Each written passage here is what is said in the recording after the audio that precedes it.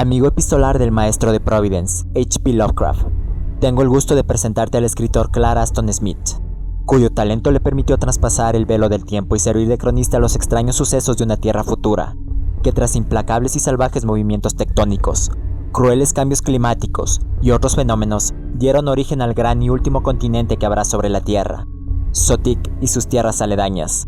Fue en 1930 que, proveniente de la pluma de Smith, comenzaríamos a entender y presenciar los innumerables horrores que estas tierras guardaban. Estas historias fueron publicadas por primera vez y en su mayoría en la afamada revista Weird Tales, y después puestas juntas en un volumen recopilatorio en junio de 1970, constando de un poema introductorio y los 17 relatos que escribiría.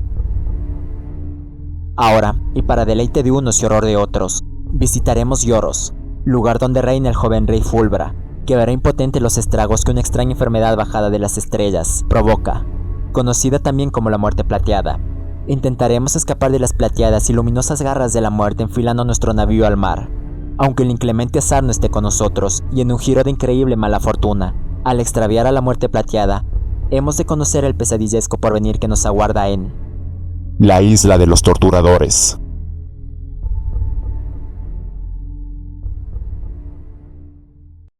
My mind makes noises too much. La muerte plateada se había batido sobre Yoros entre la caída del sol y su vuelta. Sin embargo, su llegada fue profetizada por numerosas predicciones tanto inmemoriales como recientes.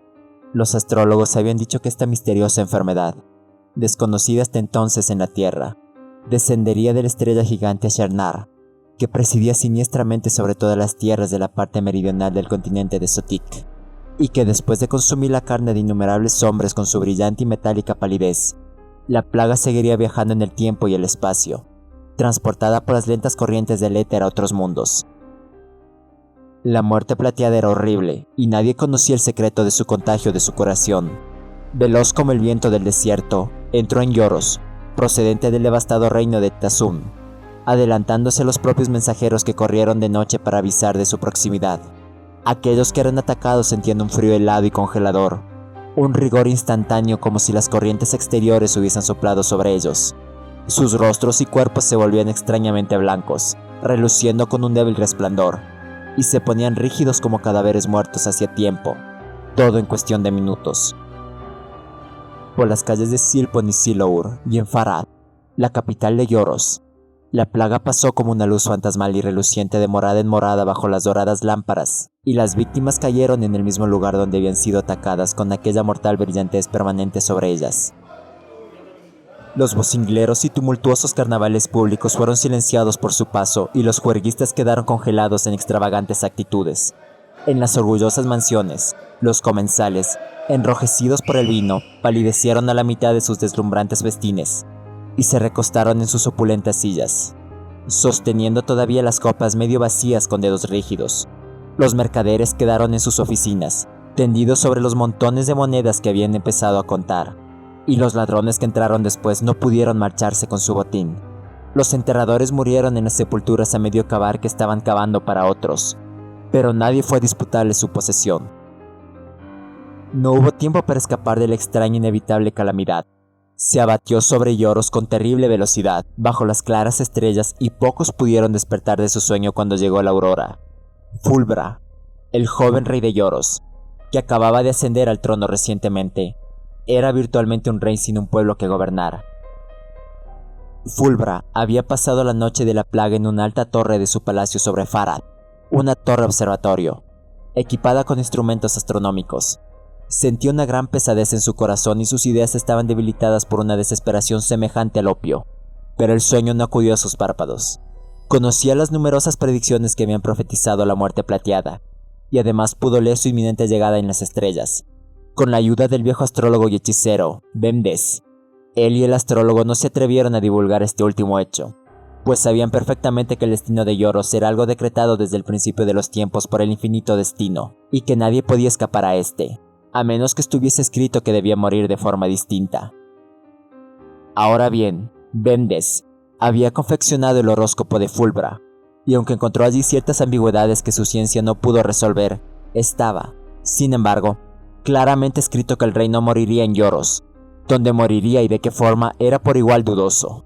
Pero Bemdes, que sirvió a Altat, el padre de Fulbra, y era no menos devoto del nuevo rey, había forjado por medio de sus artes mágicas un anillo encantado que protegería a Fulbra de la muerte plateada, en todo tiempo y lugar.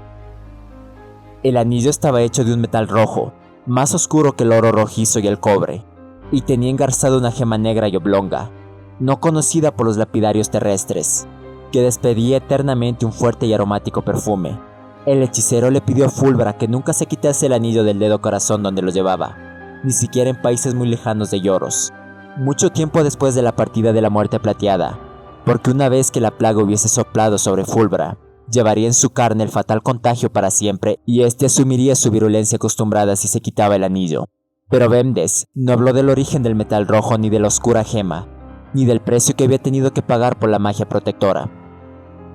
Con el corazón triste, Fulbra aceptó el anillo, llevándolo siempre consigo, y así fue como la muerte plateada había soplado sobre él en medio de la noche sin causarle daño alguno, pero esperando ansiosamente en la alta torre vigilando las doradas luces de Farad, antes que las blancas implacables estrellas. Sintió una frialdad ligera y pasajera que no tenía nada que ver con el aire del verano. Mientras pasaba, los alegres ruidos de la ciudad se detuvieron y los gemidos de las flautas titubearon, extrañamente y expiaron. El silencio cayó sobre el carnaval, y algunas de las luces se apagaron y no volvieron a ser encendidas. En su palacio también había silencio y ya no oyó más las risas de sus cortesanos y mayordomos. Y Bemdes no volvió, según su nombre, a reunirse en la torre con Fulbra a medianoche. Así Fulbra supo que era un rey sin reino, y la pena que todavía sentía por el noble Altat fue aumentada por una gran compasión por su pueblo que había perecido. Hora tras hora estuvo inmóvil y sentado, demasiado angustiado para poder llorar. Las estrellas cambiaron sobre su cabeza y Acharnar resplandeció perpetuamente como el brillante y cruel ojo de un demonio burlón. El pesado bálsamo del anillo de la piedra negra se elevó hasta su olfato y casi parecía ahogarle. A Fulbra se le ocurrió de repente la idea de tirar el anillo y morir como su pueblo, pero su desesperación era demasiado pesada incluso para esto, y así, al fin, la aurora llegó lentamente a los cielos, tan pálida como la muerte plateada, y la encontró todavía en la torre. Al amanecer, el rey Fulbra se levantó y descendió las enroscadas escaleras de pórfido que llevaban al palacio. A mitad de las escaleras vio caído el cadáver del viejo hechicero Bemdes, que había muerto mientras subía para reunirse con su amo. La arrugada cara de Bemdes era como el metal pulido y estaba más blanca que su barba y cabellos, y sus ojos abiertos, que habían sido oscuros como zafiros, estaban helados por la plaga. Entonces, grandemente apenado por la muerte de Bemdes, a quien había amado como un segundo padre, el rey continuó lentamente su camino. En los corredores y salones encontró los cuerpos de sus servidores, cortesanos y soldados. No quedaba nadie con vida, excepto 3 esclavos que guardaban los verdes portones de bronce de las cámaras subterráneas, bajo el palacio. Entonces Fulbra recordó el consejo de Bemdes, que le había dicho que debía huir urgentemente de Yoros y buscar refugio en la meridional isla de Simtrom, que pagaba tributo a los reyes de Yoros. Aunque no sentía ánimos de hacer esto, ni de tomar ningún otro curso de acción, Fulbra ordenó a los 3 esclavos que quedaban que reuniesen los alimentos y todas las demás cosas que fuesen necesarias para un viaje de cierta duración, y que las llevasen a bordo de una embarcación real construida en ébano que estaba amarrada en el río Boum, cerca de los pórticos del palacio. Después, embarcando junto a los esclavos, tomó el timón de la barca y les dio instrucciones para que desplegasen la amplia vela color ámbar, y saliendo de la majestuosa ciudad de Farad, cuyas calles estaban en poder de la muerte plateada, navegaron por el cada vez más amplio estuario de Boum, que semejaba jaspe, entrando en la corriente del mar Indascio, del color del amaranto. Un viento favorable venía por detrás, soplando desde el norte sobre los desolados reinos de Tasum y Yoros, de la misma forma que la muerte plateada había soplado durante la noche, y a su lado, sobre el Boum, flotaban ociosamente muchos navíos, cuyas tripulaciones y capitanes habían muerto a causa de la plaga y derivaban hacia el mar. Farad estaba silenciosa como una necrópolis antigua y nada se movía en las costas del estuario, exceptuando las plumíferas palmeras en forma de abanico que se balanceaban hacia el sur en el refrescante viento. Y pronto, la verde franja de Yoros retrocedió, adueñándose de ella el tono azulado y fantástico de la distancia. Orlado de una vinosa espuma y lleno de extrañas voces murmurantes y vagas historias de cosas exóticas, el apacible mar rodeaba ahora a los viajeros, bajo el alto sol de verano, pero las encantadas voces del mar y su largo, lánguido e ilimitado balanceo no pudieron suavizar la pena de Fulbra, y la desesperación, negra como la gema engarzada en el anillo rojo de Bemdes, se abatió sobre su corazón. Sin embargo, sujetó el gran timón de la embarcación de ébano y puso un rumbo tan directo como le fue posible hacia Sintrom. Guiándose por el sol, la vela color ámbar se tensó en el viento favorable y la barca avanzó durante todo ese día, hendiendo las aguas de Amaranto con su oscura proa que se elevaba con la forma esculpida de una diosa de ébano. Cuando llegó la noche trayendo consigo las familiares estrellas australes, Fulbra fue capaz de corregir los errores que había hecho al calcular su rumbo. Huyeron hacia el sur durante muchos días y el sol descendió un poco de su órbita y de noche. Estrellas nuevas trepaban y se arracimaban alrededor de la negra diosa de la proa. Fulbra, que una vez había navegado la isla de Sintrom en los días de su infancia junto a su padre, Altat, creyó que enseguida vería levantarse sus costas, cubiertas por el alcanfor y el sándalo, de las vinosas profundidades, pero no había alegría en su corazón y a menudo le cegaban las lágrimas salvajes recordando aquel otro viaje junto a Altat. Entonces, de repente y en pleno mediodía, cayó una calma sin viento y el agua alrededor de la embarcación se transformó en un vidrio púrpura. Los cielos cambiaron y se convirtieron en una cúpula de cobre batido que se arqueaba, baja y cercana, y, como si fuera debido a alguna maligna hechicería, la cúpula se oscureció en una precipitada noche y una tempestad, parecida al reunido aliento de varios poderosos demonios. Surgió y modeló el mar en amplias cordilleras y abismales valles. El mástil de la nave se troncó como una caña por el viento, y la vela fue desgarrada y la indefensa embarcación era lanzada de cabeza a los oscuros surcos y catapultada, entre velos de cegadora espuma, a las vertiginosas cumbres de las olas. Fulbra se colgó del inútil timón y los esclavos, cumpliendo sus órdenes, se refugiaron en la cabina de proa. Durante incontables horas fueron empujados por la voluntad del loco huracán, y Fulbra no podía ver nada en la baja oscuridad, excepto las pálidas crestas de las encrespadas olas. Ya no podía saber la dirección de su carrera. Entonces, en aquella lúgubre oscuridad, vio, de cuando en cuando, otro navío que navegaba por aquel mar embravecido por la tormenta, no lejos de su embarcación. Pensó que la nave era una galera como las que utilizaban los mercaderes que viajaban por las islas meridionales negociando con incienso, plumas y bermellón, pero la mayor parte de sus remos estaban rotos y el mástil y la vela, destrozados, pendían sobre la proa. Durante cierto tiempo, los barcos navegaron juntos, hasta que Fulbra vio, en un desgarrón de la penumbra, los agudos y sombríos acantilados de una costa desconocida, coronado por torres todavía más enhiestas. No podía girar el timón, y la barca y el navío que estaban a su lado fueron empujados contra las poderosas rocas, hasta que Fulbra pensó que se aplastarían contra ellas. Pero de la misma forma que había surgido el temporal, como si fuese debido a algún encantamiento, una calma sin vientos cayó bruscamente sobre el mar, y la tranquila luz del sol salió de un cielo que se aclaraba por momentos, mientras la embarcación era depositada sobre una ancha franja, en forma de creciente de arena de un amarillo ocre entre los acantilados y las calmadas aguas, con la galera a su lado. Asombrado y maravillado, Fulbra se inclinó sobre el timón, mientras sus esclavos salían tímidamente de la cabina, y sobre las cubiertas de la galera comenzaban a aparecer sus tripulantes. El rey estaba a punto de saludar a estos hombres, de los que algunos iban vestidos como humildes marineros y otros como ricos mercaderes, pero escuchó una risa de voces extrañas, alta y estridente y algo siniestra, que parecía caer desde arriba. Mirando, vio que numerosas personas descendían por una especie de escalera que había en los acantilados que rodeaban la playa. Esta gente se acercó más, apiñándose alrededor de la barca y la galera. Llevaban fantásticos turbantes de un rojo de sangre que iban cubiertos por ajustadas vestiduras, negras como los buitres. Sus rostros y manos eran amarillos como el azafrán. Sus ojos, pequeños y entornados, estaban colocados oblicuamente bajo párpados sin pestañas, y sus delgados labios, que sonreían eternamente, se curvaban como las hojas de las cimitarras.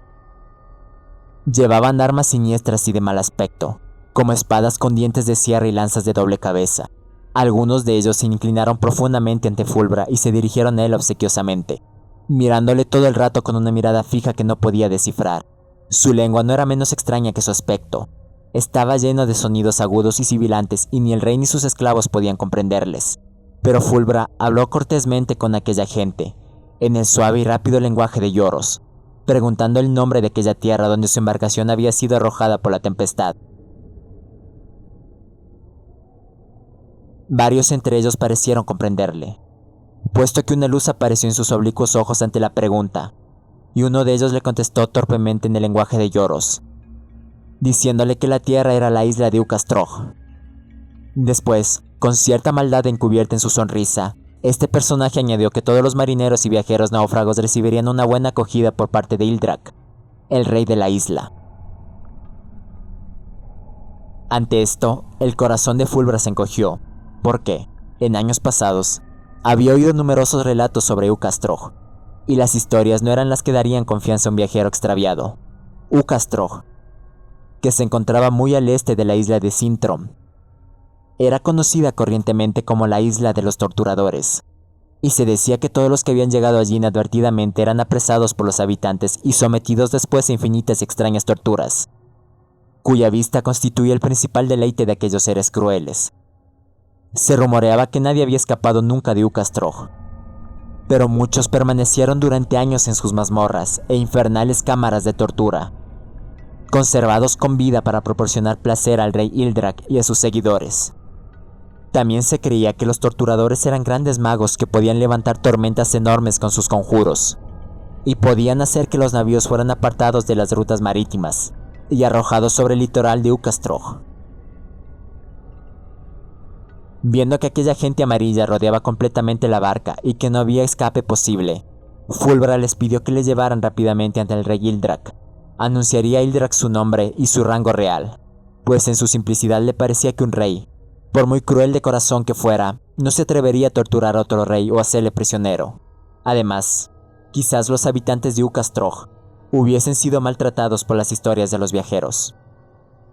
Por lo tanto, Fulbra y sus esclavos fueron rodeados por parte de la multitud y conducidos al palacio de Ildrak, cuyas altas y finas torres coronaban los acantilados detrás de la playa, elevándose por encima de un apiñamiento de casas donde habitaban los habitantes de la isla.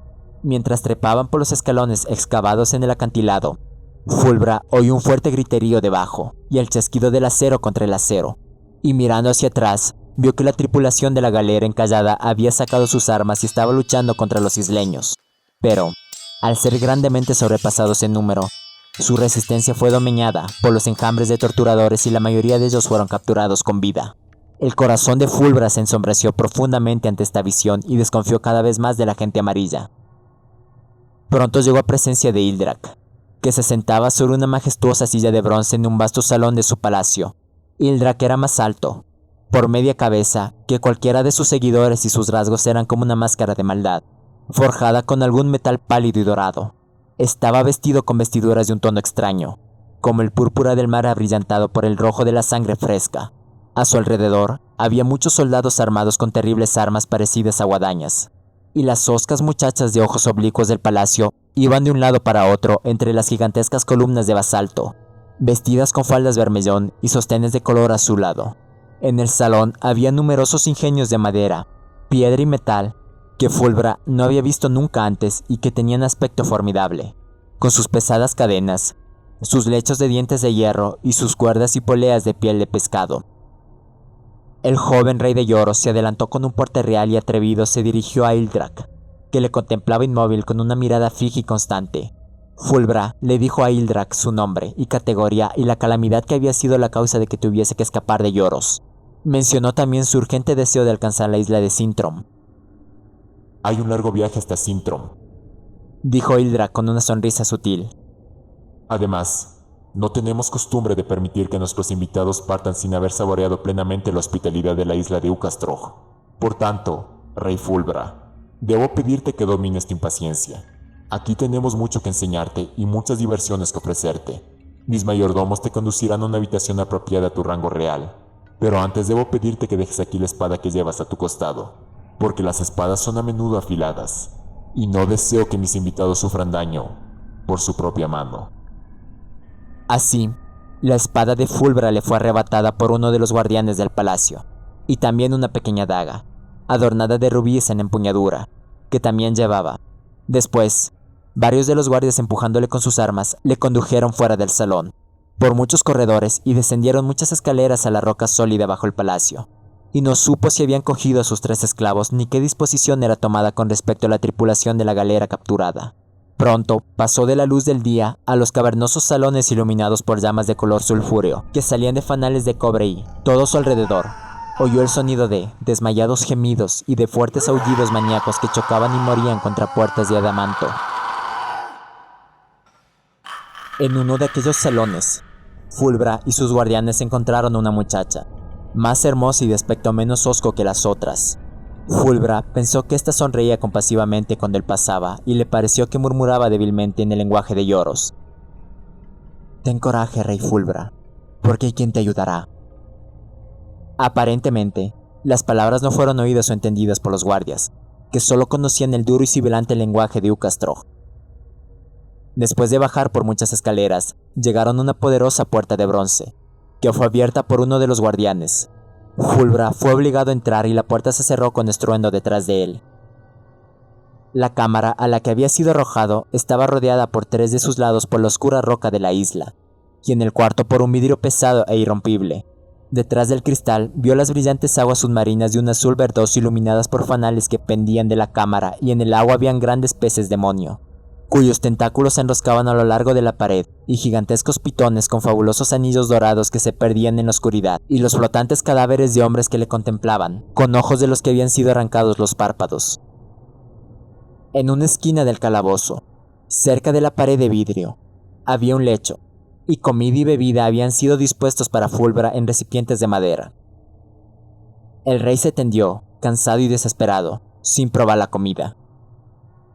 Después, con los ojos fuertemente cerrados mientras los muertos y los monstruos marinos le miraban a la luz de los faroles, intentó olvidar sus penas y el doloroso destino que le amenazaba, y entre el terror y la pena que le asfixiaban, le pareció ver el atractivo rostro de la muchacha que le sonrió compasivamente y que, la única de toda la gente que había visto en Ucastroh, le dirigiera palabras amables. El rostro volvió una vez y otra, con un suave acoso, una gentil hechicera. Por primera vez en mucho tiempo, Fulbra sintió el vago agitarse de su enterrada juventud y un confuso y oscuro deseo de vivir. Así pues, después de un rato se durmió y el rostro de la muchacha siguió apareciéndosele en sueños. Los fanales continuaban ardiendo por encima de él, con llamas que no habían disminuido cuando despertó, y el mar, al otro lado de la pared de cristal, estaba poblado por los mismos monstruos que antes, o por otros parecidos.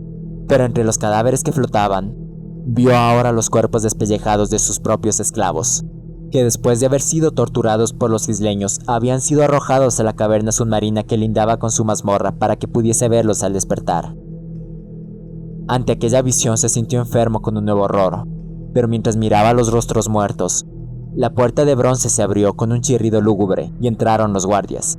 Viendo que no había consumido la comida y el agua dispuesta para él, le forzaron a comer y beber un poco, amenazándole con sus anchas y curvadas hojas, hasta que él consintió en hacerlo. Después le sacaron de la mazmorra y le llevaron ante el rey Ildrak, en el gran salón de las torturas. Por la dorada luz que penetraba por las ventanas del palacio, y por las alargadas sombras de las columnas y las máquinas de tormento, Fulbra comprendió que la aurora estaba comenzando. El salón estaba abarrotado de torturadores y sus mujeres. Muchos parecían mirar, mientras que otros, de ambos sexos, estaban ocupados por amenazadores preparativos. Fulbra vio que una alta estatua de bronce, con rostro cruel y demoníaco, como algún implacable dios del otro mundo, estaba ahora de pie al lado derecho de Ildrak, que se sentaba en solitario sobre su silla de bronce. Fulbra fue lanzado hacia adelante por sus guardias e Ildrak le saludó brevemente, con una sonrisa irónica que procedió a las palabras y permaneció después. Cuando Ildrak hubo hablado, la imagen de bronce también comenzó a hablar, dirigiéndose a Fulbra con el lenguaje de lloros en tonos estridentes y metálicos, diciéndole, con todo detalle y minuciosidad, las diversas torturas infernales a que iba a ser sometido durante aquel día. Cuando la estatua hubo terminado de hablar, Fulbra oyó un suave susurro en su oído y vio a su lado a la bella muchacha a quien se había encontrado previamente en los corredores más profundos. La muchacha, aparentemente no oída por los torturadores, le dijo: «Ten coraje y soporta bravamente todo lo que te hagan, porque yo te liberaré antes de mañana, si eso es posible».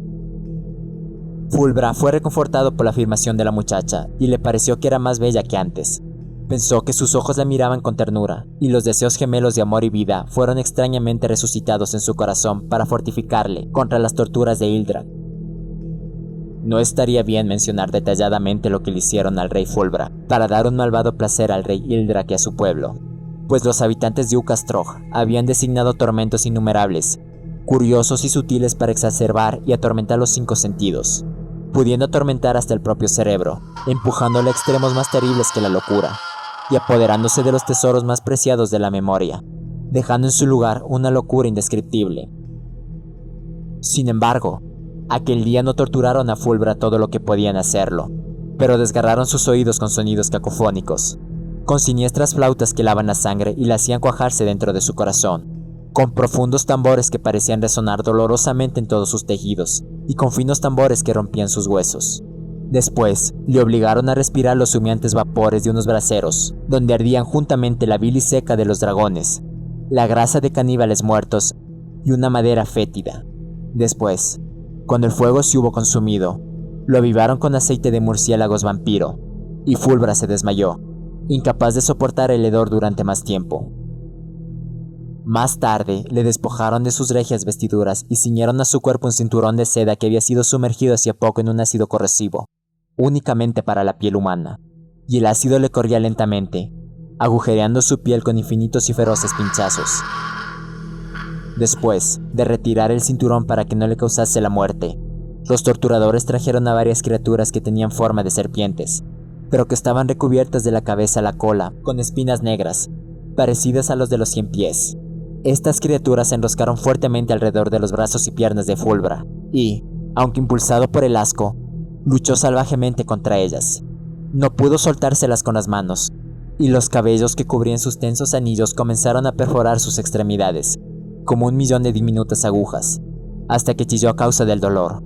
Cuando le faltó el aliento y no podía gritar más, las peludas serpientes fueron persuadidas para que abandonaran su presa por una lánguida melodía de flauta cuyo secreto conocían los isleños. Se soltaron de él y se alejaron, pero la señal de sus anillos estaba estampada en rojo sobre sus extremidades, y alrededor de su cuerpo se veía la marca en carne viva del cinturón de ácido. El rey Ildrak y su pueblo le contemplaban con terrible glotonería, porque con esas cosas se divertían e intentaban apaciguar un implacable y oscuro deseo. Pero al ver que Fulbra no podía soportar más, y deseando hacer su voluntad con él durante muchos días en el futuro, le devolvieron a su calabozo. Enfermo por el horror de lo que recordaba, febril a causa del dolor, no anhelaba la clemencia de la muerte, sino que esperaba la llegada de la muchacha que habría de liberarle, como le prometiera. Las largas horas pasaban con un tedio medio delirante, y los fanales, cuyas llamas habían cambiado al carmesí, parecían llenar sus ojos con sangre en movimiento. Los muertos y los monstruos marinos parecían nadar en sangre detrás de la pared de cristal. Entonces, por fin, oyó abrirse la puerta, suavemente y no con el fuerte estruendo que había anunciado la entrada de sus guardias. Volviéndose, vio a la muchacha que se acercaba rápidamente de puntillas a su cama, el dedo levantado en señal de silencio. Con suaves susurros, le dijo que su plan había fallado, pero que seguramente a la noche siguiente sería capaz de drogar a los guardianes y obtener las llaves de las puertas exteriores, y Fulbra podría escapar del palacio y llegar a una cueva escondida donde un bote lleno de agua y provisiones estaba listo para su uso. Le suplicó que soportase durante otro día los tormentos de Ildrak, y a esto, por fuerza, tuvo que consentir. Pensó que la muchacha le amaba, porque ella acarició con ternura su enfebrecida frente y frotó sus miembros, torturados por las quemaduras, con un aceite suavizante. Pensó que sus ojos eran dulces, con una compasión que era algo más que piedad. Así pues, Fulbra creyó en la muchacha y confió en ella, armándose de valor para el horror del día siguiente. Su nombre era Ilia y su madre una mujer de Lloros que se había casado con uno de los isleños, escogiendo esta repugnante unión como alternativa a los cuchillos de Ildrak. La muchacha se marchó muy pronto, invocando el gran peligro de ser descubierta, y cerró la puerta con suavidad. Después de un rato, el rey se durmió, y entre las delirantes abominaciones de sus sueños, Ilia volvió y le sostuvo contra los terrores de extraños infiernos. Al amanecer llegaron los guardias con sus armas engarfiadas y le condujeron ante Ildrak. Otra vez, la satánica estatua de bronce, con estridente voz, anunció las terribles pruebas a que iba a ser sometido. En esta ocasión vio que otros cautivos, incluyendo la tripulación y mercaderes de la galera, esperaban también las maléficas atenciones de los torturadores en el amplio salón. Una vez más, entre el remolino de los que le miraban, la muchacha se acercó a él, sin que los guardias le dijeran nada, y murmuró palabras de consuelo, de forma que Fulbra cobró ánimos contra las enormidades que la imagen oracular de bronce le había anunciado, e indudablemente, un corazón bravo y esperanzado era necesario para soportar las torturas de aquel día. Entre otras cosas, menos adecuadas de mencionar, los torturadores pusieron ante Fulbra un espejo dotado de una extraña magia, donde su propio rostro se reflejaba como visto después de la muerte. Mientras los contemplaba, los rígidos rasgos se marcaron con el veteado verde azulado de la descomposición, y la reseca carne se desprendió de los huesos y dejó al descubierto el trabajo visible de los gusanos. Oyendo mientras tanto los dolorosos gemidos y agonizantes gritos de sus compañeros de cautividad por todo el salón, vio otros rostros, muertos, hinchados, sin párpados y despellejados, que parecían acercarse por detrás y apiñarse alrededor de su propio rostro en el espejo. Su aspecto era húmedo y goteante, como el cabello de los cadáveres recobrados del mar, y las algas marinas se mezclaban con sus rizos. Entonces, volviéndose al sentir con contacto frío y pegajoso, vio que este rostro no era ilusión, sino el verdadero reflejo de unos cadáveres rescatados de las profundidades marinas por arte de magia, y que habían entrado en el salón de Ildrak, caminando como hombres vivientes y estaban mirando por encima de su hombro. Sus propios esclavos, a quienes los habitantes del mar habían roído hasta los huesos, estaban entre ellos. Se le aproximaron con ojos brillantes que solo veían la nada de la muerte, y bajo el control mágico de Ildrak, sus cadáveres, malsanamente animados, comenzaron a saltar a Fulbra, arañando su rostro y sus vestiduras con dedos medio podridos. Fulbra, débil a causa del asco, luchó contra sus esclavos muertos que no conocían la voz de su amo, y eran tan sordos como las ruedas y parrillas de tormento utilizadas por Ildrak. Al rato, los cadáveres ahogados y chorreantes se marcharon, y Fulbra fue desnudado y sujeto sobre el suelo del palacio con anillas de hierro que le ligaban fuertemente a las losas por las rodillas, muñecas, codos y tobillos. Después, los torturadores trajeron el cuerpo desenterrado y medio comido de una mujer, donde bullían una miríada de larvas sobre los huesos y piltrafas de oscura podredumbre, y colocaron este cuerpo sobre la mano derecha de Fulbra. Trajeron también la carroña de una cabra negra que estaba comenzando a pudrirse, y la depositaron a su lado sobre su mano izquierda. Entonces, los gusanos hambrientos reptaron de derecha a izquierda sobre Fulbra, formando una oleada larga y ondulante. Después de la consumación de este suplicio, vinieron muchos más, igualmente ingeniosos y atroces, bien pensados para la diversión del rey Ildrak y su pueblo. Fulbra soportó valientemente las torturas, sostenido por el recuerdo de Ilia. Sin embargo, en la noche que siguió aquel día esperó en su calabozo en vano que viniera la muchacha. Los fanales ardían con un color carmesí más sangriento, y nuevos cadáveres habían sido añadidos a los despellejados y flotantes muertos de la caverna submarina. Extrañas serpientes de cuerpo doble surgieron de las aguas más profundas, con un incesante movimiento, y sus cabezas armadas de cuernos parecían chocar sin medida contra la pared de cristal. Sin embargo, la muchacha, Ilia, no vino a liberarle como había prometido, y la noche pasó. Pero aunque la desesperación volvió a adquirir su antiguo dominio sobre el corazón de Fulbra, y el terror venía con sus garras afiladas en veneno fresco, se negó a desconfiar de Ilia, diciéndose a sí mismo que habría sido retrasada o molestada por algún infortunio imprevisto. Al amanecer del tercer día fue llevado de nuevo a presencia de Ildrak. La imagen de bronce que le anunciaba las torturas del día le dijo que iba a ser atado sobre una rueda de adamanto y que, yaciendo sobre la rueda, iba a beber un vino drogado, que le despojaría para siempre de sus recuerdos reales, y que conduciría su alma desnuda por un largo peregrinaje a través de infiernos monstruosos y nefandos, antes de volver al salón de Ildrak y al destrozado cuerpo de la rueda. Entonces, ciertas mujeres de la isla, riendo incesantemente, se adelantaron y ataron al rey Fulbra a la rueda de adamanto con correas de intestino de dragón. Después de haber hecho esto, Ilia, sonriendo con el desvergonzado regocijo de la crueldad, apareció ante Fulbra y se colocó a su lado, sosteniendo una copa dorada que contenía el vino drogado.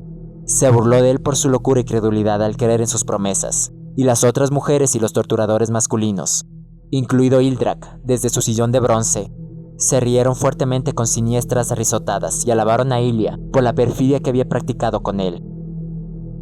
Así el corazón de Fulbra enfermó con una desesperación más profunda que ninguna que hubiera conocido nunca. El breve y tierno amor que había nacido entre la pena y la agonía pereció, dejando solo cenizas mojadas en hiel. Sin embargo, mirando a Ilia con ojos tristes, no profirió ni una palabra de reproche.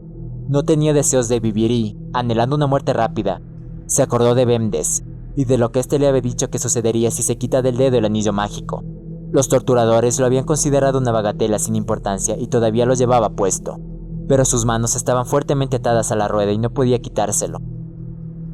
Así pues, con amarga astucia, y sabiendo muy bien que los isleños no se lo quitarían si se los ofrecía, fingió una locura repentina y chilló fuertemente. «Robad, si queréis mis recuerdos con vuestro maldito vino.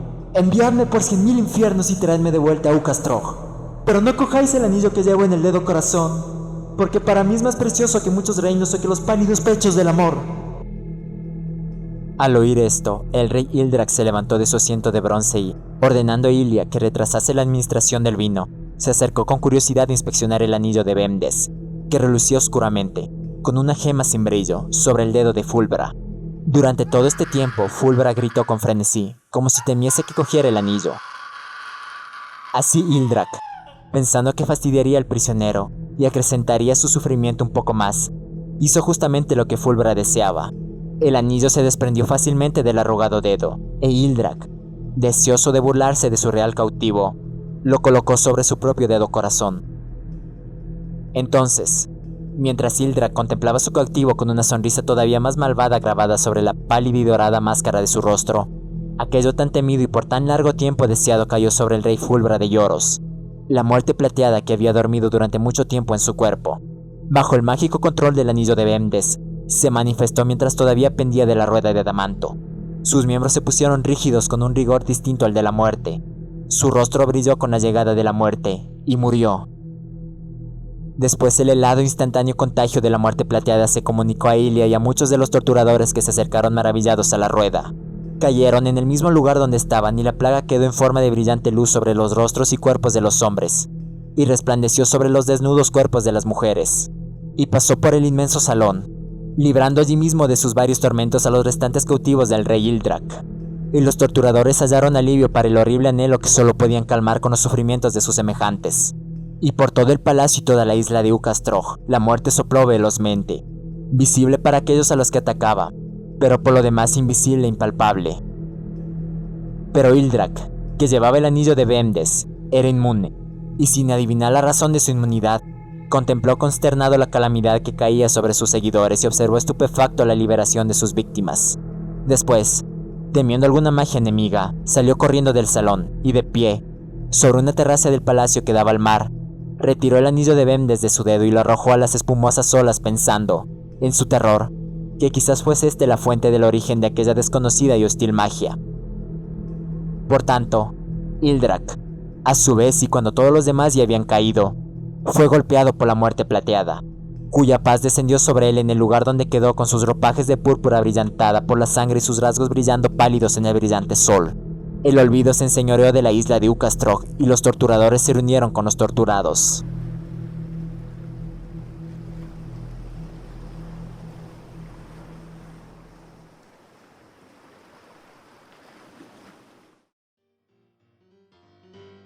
Te ha hablado Astre. Te agradezco por el tiempo que le dedicaste a este video. Eres libre de dejar un like, comentar, suscribirte o compartir este trabajo. Por último te dejo mis redes sociales en las cuales te avisaré de futuros proyectos y publicaré cosas que seguro te interesarán. Hasta la siguiente vez que nos encontremos, adiós.